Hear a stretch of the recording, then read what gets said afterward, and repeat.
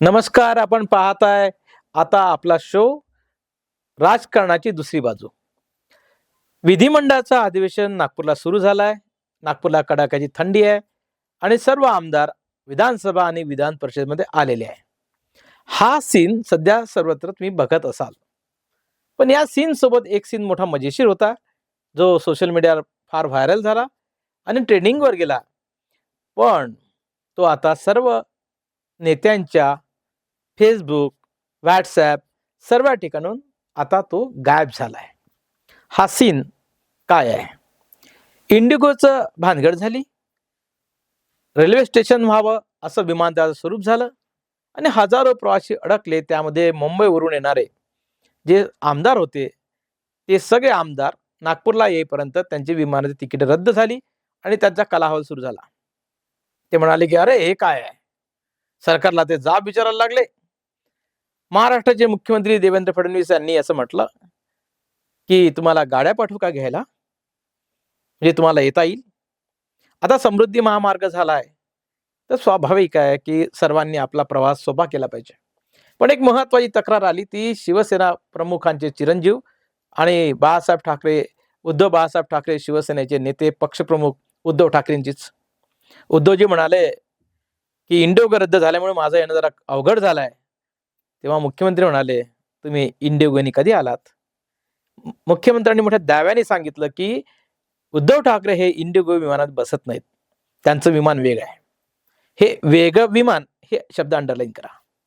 असं ते बोलले आणि एक धाडकन फोटो व्हायरल व्हायला लागला की मुंबईवरून एक विशेष छोटं विमान निघालं होतं, ज्यामध्ये आमदार प्रसाद लाड, आमदार महत्वाच्या नेत्या भाजपाच्या महिला नेत्या आहेत त्या चित्राताई वाघ आणि प्रवीण दरेकर, असे 3 आमदारांना घेऊन छोटं विमान निघालाय असा फोटो आलाय. ते खूप असं स्माइली वगैरे आहेत.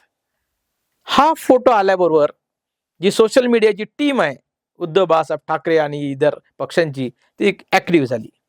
हे तिन्ही भाजपचे आमदार पहा कशी मजा मारतात आहे, असा एक फोटो त्या कॅप्शन सहित व्हायरल व्हायला लागला आणि सगळे काही गदारोळ झाला. या तिन्ही मंडळींच्या सोशल मीडिया प्लॅटफॉर्मवर हा फोटो होता. आता मी बघितला, आता तो डिलीट झालाय.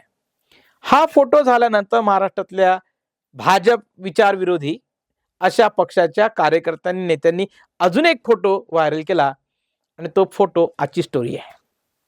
काय फोटो होता तो बघा.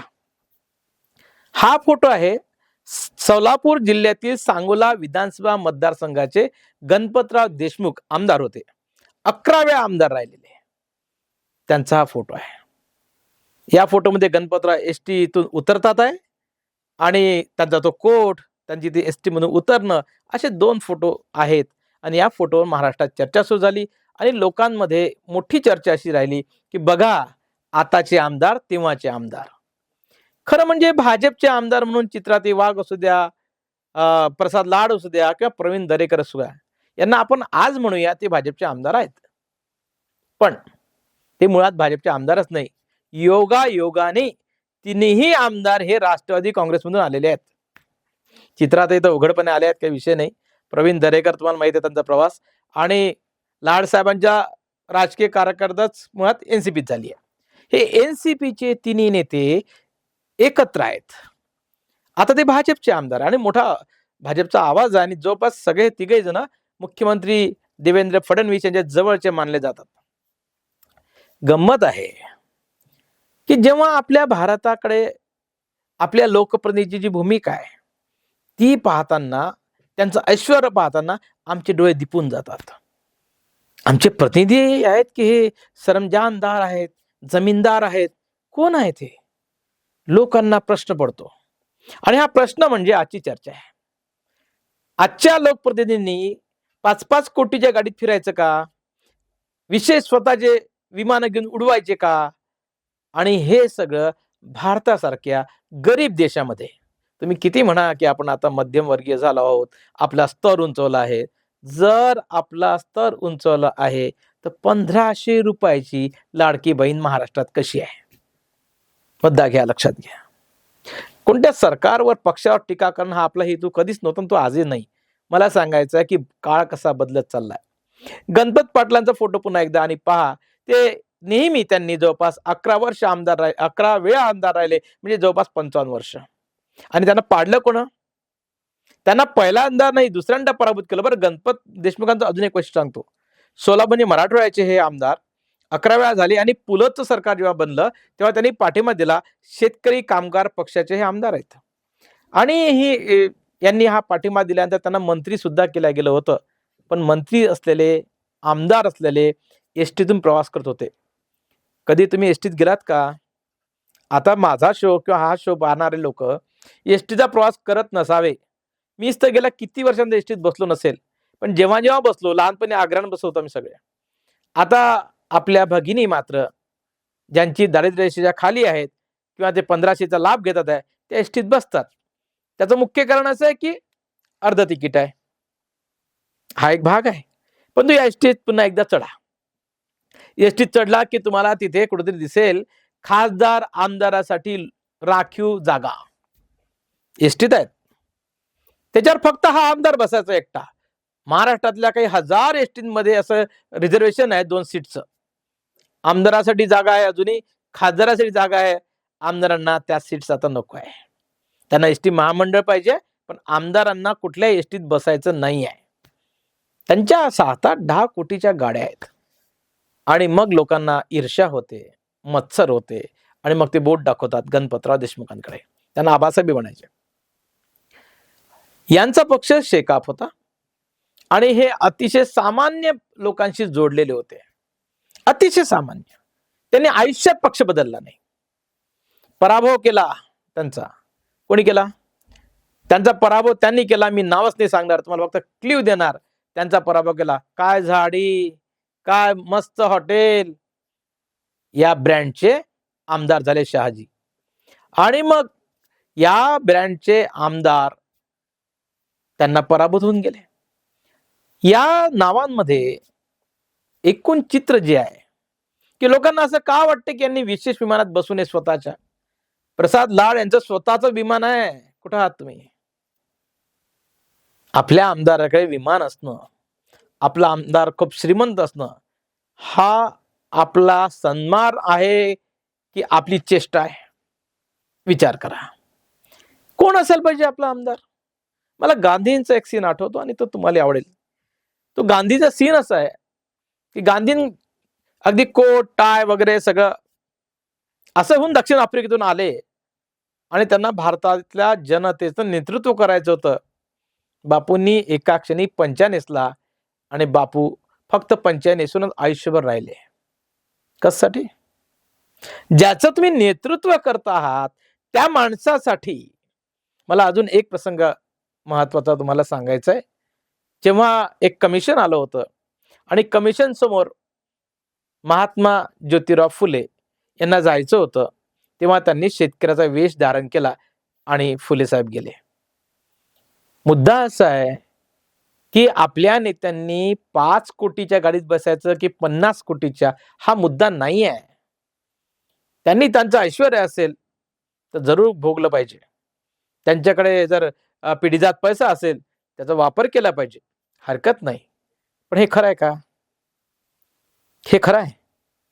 आपले लोकप्रतिनिधी काय सांगतात बघा. जेव्हा भाजप शिवसेना युतीचं 1995ला सरकार आलं, तेव्हा असं जाहीरपणे सांगितलं जातं आणि ते आजही सांगितलं जातं, की कोणीतरी भजे तळत होता, कोणीतरी पेंटर होता, कोणीतरी हे होता, कोणीतरी ते होता. हे सांगण्याचा अर्थ एवढ्यासाठी असतो, की अगदी सामान्य आणि अतिसामान्य घरातून सगळे आले होते आणि बाळासाहेब ठाकरे, हिंदू हृदय सम्राट बाळासाहेब ठाकरे यांनी त्यांना आमदार केलं. हा त्याचा मतितार्थ आहे. पण सांगण्याचा मतलब हा असतो. इव्हन आपले पंतप्रधानही असं सांगतात, की मी चहा विकत होतो आणि ते खरे असेल. प्रश्न असा आहे, आपल्या जिल्ह्यातल्या नेत्यांबद्दल असं सांगितलं जातं.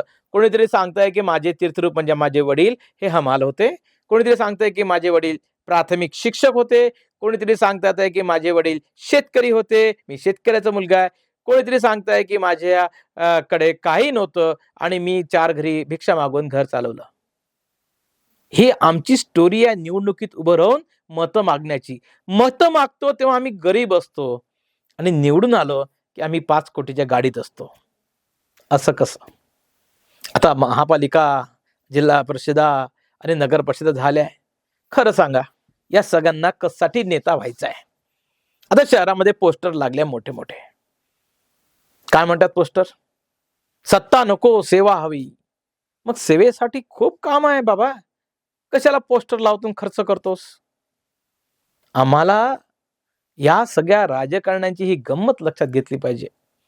परंतु आम्ही एकदा लक्षात ठेवलं पाहिजे, की आपल्याही जिल्ह्यात गणपतराव देशमुखांसारखाच एक खासदार होता.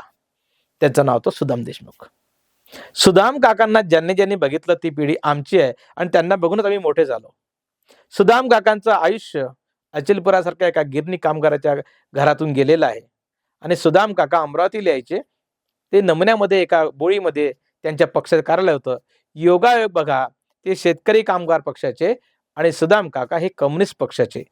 या कम्युनिस्ट पक्षाचा खरं अमरावती जिल्ह्याच्या राजकारणात काही स्थान नव्हतं. पण माणूस महत्वाचा होता. अचलपूर लोकांनी तर निवडून दिलंच त्यांना, तो विषयच नव्हता. लोकसभेला उभे राहिले तेव्हा लोकांनी आपला एक एक रुपया देऊन त्यांना निवडून आणलं होतं. जेव्हा निवडणुकीला आपले उमेदवार उभे राहतात तेव्हा ते खूप गरीब असतात, खूप गरीब असतात. ते जनतेकडे जातात आणि आपल्या कहाण्या सांगतात की मी कसा गरीब आहे. आपण ऐकतो त्यांच्या कहाण्या ऐकून डोळ्यात पाणी येतं आपल्या. आणि हा गरिबीतून पुढे आलाय माणूस, हा आपला माणूस आहे. पण तो काहीच वर्ष असतो. जेव्हा तो एकदा टर्म पूर्ण करतो आणि दुसऱ्या टर्मला येतो तेव्हा तो गरीब झालेला नसतो. काही लोकप्रतिनिधीची एकूण मालमत्ता 300 पट वाढल्याचं अतिशय धक्कादायक चित्र आलेलं आहे. मग लोक म्हणतात नाही जमिनीचे भाव वाढलेत. अजून काही कारण सांगतात. सोन्याचे भाव वाढले आता तर. लोकांची लाखो रुपयाची संपत्ती रात्रीतून वाढते. बरं, हे सर्वपक्षीय लागू नियम आहे हा. असं कुठल्याही पक्षाकडे बोट दाखवू नका. मी आत्ताच सांगितलं ना की ते विशेष विमानात बसलेले भाजपचे म्हणून लोकांनी ट्रोलिंग केलंय. ते तिघही राष्ट्रवादीचे आहेत. आज ते भाजपात आहे, उद्या कोणत्या पक्ष असतील माहित नाही. राजकारणात सोय ही सर्वात महत्वाची गोष्ट आहे. म्हणून मला कधी कधी अपक्ष आमदार आवडतात. की ठीक आहे, ते अपक्षच आहेत, ते कुठेही जायला मोकळे आहेत. त्यांनी असं म्हटलं का मी या विचारधारेचा आहे, मी त्या विचारधारेचा आहे. त्यांना विचारधारेचं बंधन नाही. त्यांनी स्वतःलाच घोषित केलंय मी अपक्ष आहे आणि मला योग्य वाटते तेव्हा मी तो निर्णय घेईल. हे तरी एकदा पुरलं. पण पक्षाचं म्हणायचं आणि बदलायचं. मग लोकांना अशी आपल्या देशामध्ये एक दुसरं चित्र बघा. मुंबईच्या या लोकलचं लोकांचे जीव चालले आहेत. लोकसंख्या भयंकर वाढते आहे.